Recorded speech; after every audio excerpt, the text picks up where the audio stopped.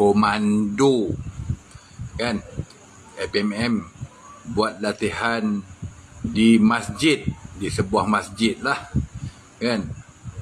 Tak tahulah betul ke tak kan. Mereka masuk ke masjid tu pakai kasut, bagai apa semua. Tak tahu betul ke tak, sebab ada video yang melihatkan mereka masuk ke masjid bersolat.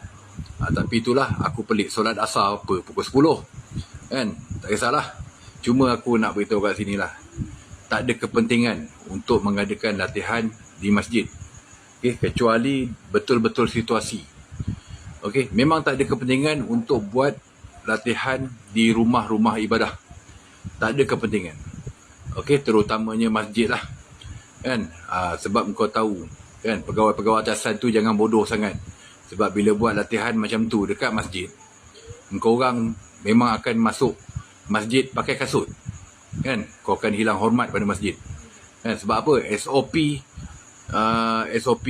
tugas, memang SOP latihan tu, SOP kejadian memang tak boleh buka kasut, kena pakai kasut kan. Cuma tak ada kepentingan pun untuk buat latihan di kawasan rumah-rumah ibadah ni kan, kecuali betul-betul kejadian, betul-betul situasinya kan. Kalau sekadar nak latihan, tak payah nak buat dekat rumah-rumah ibadah ni kan. Memang tak ada kepentingan. Cuma aku nak tanyalah, pegawai-pegawai atasan yang bagi arahan tu bodoh kebangang kan. Menteri mana yang bagi arahan buat latihan di rumah ibadah? Bodoh kebangang kan. Nak ikut style Yahudi, style Zionis, style Israel, rumah-rumah ibadah tu, bawa kasut, pakai kasut dalam rumah ibadah kan. Itu jadi tak ada kepentingan. Memang tak ada kepentingan pun untuk buat latihan. Lagi satu, APMM buat apa latihan kat darat? Tugas kau dekat laut, jadi uruskanlah apa-apa yang patut dekat laut, kecuali latihan kau mengejar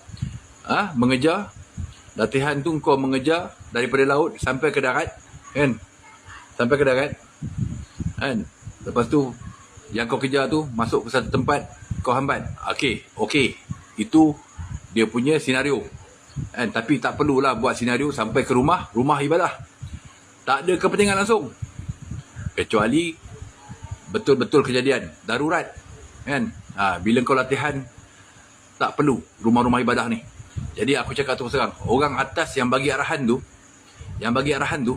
tak kira lah menteri ke, pegawai ke, panglima dia ke, memang bodoh dan bangang. Aku cakap terus terang, bodoh dan bangang kalau betul-betul kejadian lah. Tapi kalau betul dia orang pergi ke masjid tu untuk bersolat, solat apa aku tak tahu. Kalau